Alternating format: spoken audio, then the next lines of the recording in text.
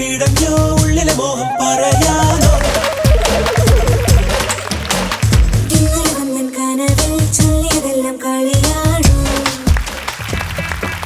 Hi everybody. ഇന്ന് എൻ്റെ പെങ്ങടെ മോൻ്റെ കല്യാണമായിരുന്നു. സോ എനിക്കിപ്പോൾ 62 വയസ്സായി. ഞാൻ ഇതുവരെ കല്യാണം കഴിച്ചിട്ടില്ല. അപ്പോൾ 38 വയസ്സുള്ള എൻ്റെ പെങ്ങടെ മോനിപ്പോൾ ഒരു കല്യാണം കഴിച്ചുകൊണ്ട് വന്നിരിക്കുകയാണ്. അപ്പോൾ എനിക്ക് ഒരുപാട് നേരം നിങ്ങളോട് ഒന്ന് സംസാരിക്കാനായിട്ടുള്ള ടൈമില്ല. കാരണം എൻ്റെ ബിസിനസ് ഒരുപാട് അങ്ങ് ഡല്ലായിട്ട് കിടക്കണം ഈ കല്യാണത്തിനൊക്കെ വന്നുകൊണ്ടേ.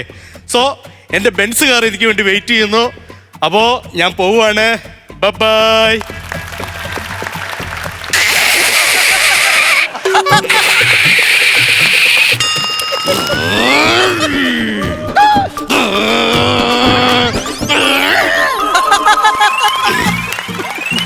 ഭ്രാന്ത.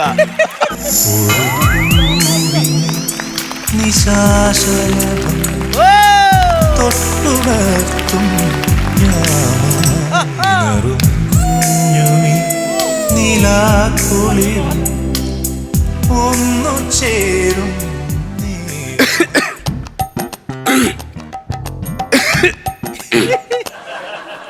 എനിക്ക് 38 വയസ്സായി. ഇത്രയും നാള് ഞാൻ നേരിട്ടുകൊണ്ടിരുന്ന പ്രശ്നത്തിന് ഇന്നൊരു പരിഹാരം കിട്ടി. എന്താണെന്നറിയോ?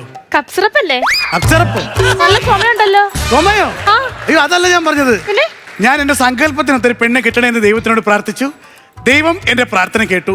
ദൈവം ചേട്ടന്റെ പ്രാർത്ഥന കേട്ടു. പക്ഷെ എന്റെ പ്രാർത്ഥന ദൈവം കേട്ടില്ല. അതെന്തോടി അങ്ങനെ പറഞ്ഞു? അതല്ല, ചേട്ടൻ വന്നിരുന്നേ. വന്നിരിക്കുന്നേ. എനിക്ക് എന്തോ കുത്തിക്കൊള്ളുന്ന പോലെ. അതാ മെത്തേടെ ചകിരികളായി കിടക്കുന്നുണ്ടായിരിക്കും. അതല്ല ഞാൻ പറഞ്ഞു. പിന്നെ എന്നെ ഇങ്ങനെ ഇൻസൾട്ട് ചെയ്തും പോലെ തോന്നിയാന്നേ. പിന്നെ ചേട്ടൻ അറിയാവോ, എന്റെ അച്ഛന്റെ ഏറ്റവും വലിയ ആഗ്രഹമായിരുന്നു ചേട്ടനെ പോലെ സൽസ്വഭാവിയായ ഒരാളെ കൊണ്ട് എന്നെ കെട്ടിക്കണം എന്നുള്ളത്. ഞാൻ ഒരു കാര്യം പറഞ്ഞ വിശ്വസിക്കാൻ അറിയത്തില്ല. എന്താ? കറക്റ്റ് സ്ഥലത്താ വന്നേക്കണേ. ഒരു കാര്യം. അല്ല, ഭർത്താവിനെ പറ്റി ശാലിനിയുടെ സങ്കല്പങ്ങൾ എന്തൊക്കെയാണ് അറിയാൻ വേണ്ടി ചോദിക്കുക. എന്റെ ഭർത്താവ് ഹാൻസം ആയിരിക്കണം. കല്യാണം പ്രമാണിച്ച് നിർത്തിയതാ. വേണമെങ്കിൽ തുടങ്ങാം. എന്റെ ഭർത്താവിനെ കാണാൻ നല്ല ചന്തം ഉണ്ടായിരിക്കണമെന്ന്. ഞാൻ ഒരു കാര്യം പറഞ്ഞ വിശ്വസിക്കാന്ന് അറിയത്തില്ല. എന്താ? കറക്റ്റ് സ്ഥലത്താ വന്നേക്കണേ. ചേട്ടന്റെ ഒരു തമാശ. ചേട്ടാ, എനിക്കൊരു നിർബന്ധമുണ്ട്. എന്തോ? എന്റെ ഭർത്താവ് എന്നും എന്നെ ഊട്ടുകയും ഉറക്കുകയും ചെയ്യണമെന്ന്. അതിനല്ലേ ഞാൻ. അതുപോലെ തന്നെ വേറൊരു കാര്യം കൂടെ ഉണ്ട്. എന്തോ? നമുക്ക് 2 കുട്ടികൾ മതി. 2 കുട്ടികൾ മതി? ചേട്ടൻ ഭയങ്കര നോട്ടിയാ. എനിക്ക് കിട്ടിയേ കൊള്ളായിരുന്നു. എന്ത്? റൂട്ടി.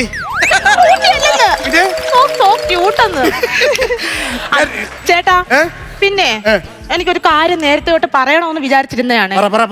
എനിക്ക് വേറൊരു വീട് മാറി കിടന്നാലേ ഉറക്കം വരത്തില്ലെന്നേ. നടക്കത്തില്ല. ഇത് രണ്ടും കൂടെ നടക്കത്തില്ല. 2 കുട്ടികൾ മതി എന്ന് പറയുന്നു, ഉറക്കം വരത്തില്ല എന്ന് പറയും. ഇത് തമ്മിൽ ചേരത്തില്ല പൊന്നുമോളെ.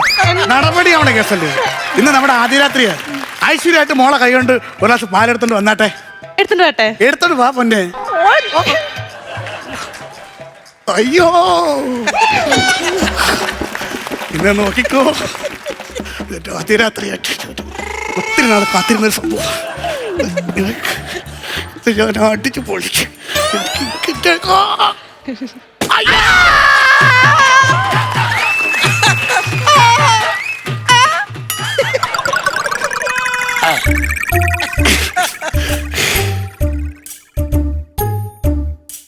കൊച്ചു കള്ളി പറയാൻ മടിച്ച് കത്തെഴുതി വെച്ചേക്കുവാ.